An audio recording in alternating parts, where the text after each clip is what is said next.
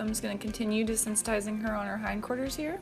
You can see that she's flinching there, so I'm just going to wait till that flinch goes away. There it goes away. I'm going to rub on her neck till she blinks. I want to straighten her head out. There we go. It's really important that her head's straight and she's focused on me when I stop rubbing her. I don't want to reward her for staring off and not paying attention to me, because that's going to transfer to under saddle. It's going to affect how she works for me. I'm just going to let her hang out here. Now she's licking and chewing, that's good. I don't stop desensitizing when she licks and chews because I don't know what she's thinking about. That just means she's thinking about something. So she, right now, is thinking about, oh, I stood still and relaxed, and then she stopped throwing the rope. She's digesting a good thought, but she can equally digest a bad thought. Some horses can buck out their riders and then lick and chew, and they were like, oh, I did this, and he came off. So I don't do it just based on that, but it is a good sign, but you gotta be careful of what you're teaching them at that moment, so. Just keep doing our hindquarters here, so she's got that flinch. Just gonna wait till that goes away, and I stopped right there, and then the bottom part of the rope came under and tapped her, and she flinched, but that time I just did it, she didn't do it, so. I'm gonna rub her here, she's staring off, you can see the white right there, she straightens, so I'm gonna wait for her blink, then release. So I don't want to stop the rubbing until she blinks and while her head is straight or somewhat straight. She's not staring off. So here I'm waiting for the flinch to stop. There it stops, so I stop. Rub on her, she's staring off. I'm gonna rub, use my other hand, straighten her, and she blinks. Perfect. And then I release, give her a second before I start again.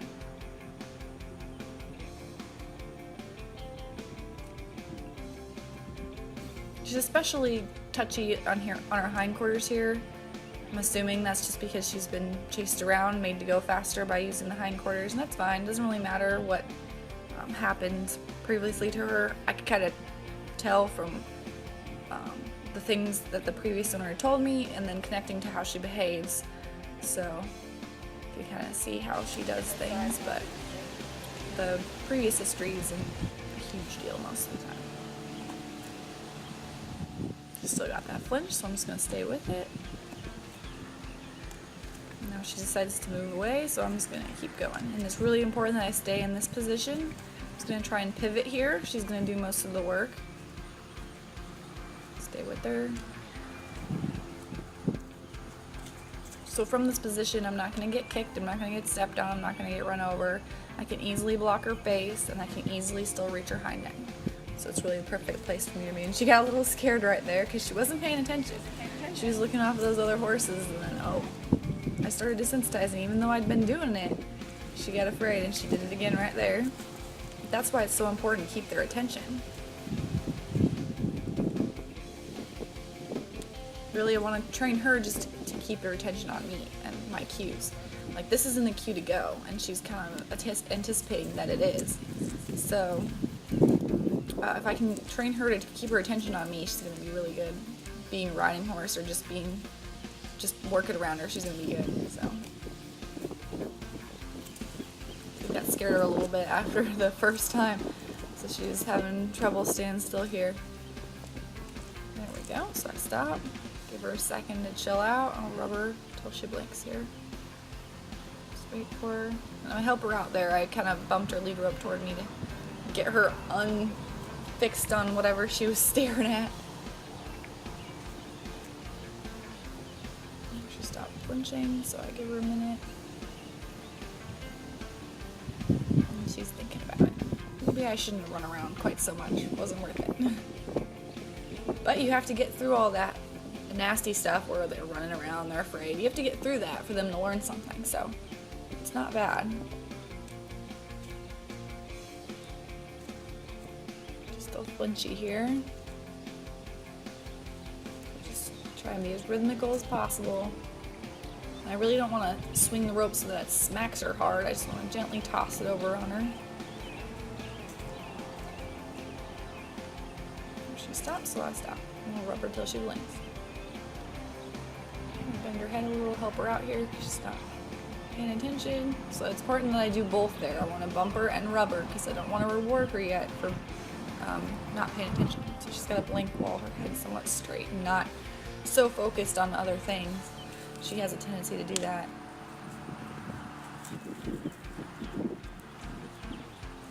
It's like, I need to go. I should be going right now. I'm like, nope, don't need to go anywhere. You can just stand still and desensitizing. There we go. Oh, still upright. It's important not to get frustrated. Like, it does take time. I usually will probably do this exercise for about a week, and I'm going to do it every day. So, it's not going to be your first time, one quick fix. It might on some horses, it might not on others. It really depends. Bump her face to me, make sure she stays kind of on that small circle, doesn't run me over. Keep tossing that rope in the same place and just follow her around. There we go. Little stuff like that's okay. She's just rebalancing because her feet were kind of crossed. Let's give her a second here. Put rope together. Go back to the sensitizing. It's important not to get mad at him, just to stay unemotional. She is learning. She hasn't done this before, so just kind of keep on going.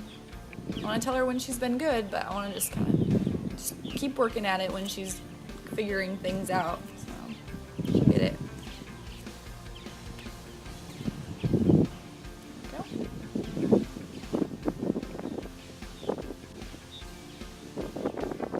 She lowered her head, her lips. I'm just gonna give her a moment here to relax.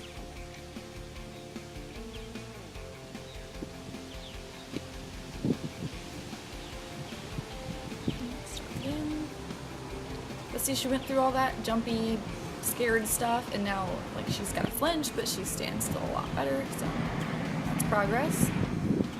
She stops flinching, I love her, she blinks, her attention on me. Different horse right here, so it's good. Making some progress. And I haven't changed during the whole thing. Like, I was the same when she was running around, and I'm the same when she's standing still. She blinked there and lowered her head. Now you gotta be careful about the lowering the head thing, because she'll want to turn her head away from me and lower it really quickly, because she's like, oh, I'll get a release from this. And that's not exactly true, so you really gotta be careful when you release. Like, I really want her head in the middle of her body, fairly level, and then I want her to blink. That's when I really want to release. In the beginning, I'm gonna do it whenever she blinks, as long as she's got her attention focused on me, and then I will move on to being a little bit more picky with what I reward. And then I went to toss it over her back here, and she was a little worried. She gets a little nervous when I make a big movement around her. She's a little jumpy, but all the more reason to do more big movements around her until she gets rid of that jumpiness. Let her have her head down as long as she's not eating the grass. Kind of let the rope slide through my hand a little bit. I want to make sure I still have control of her. I'm just going to do her head and neck, and we'll end her first lesson here.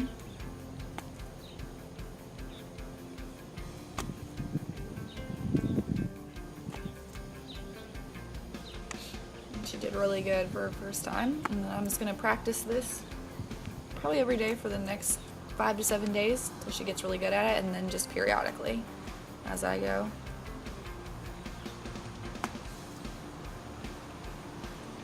She's not too worried about that. She did really good.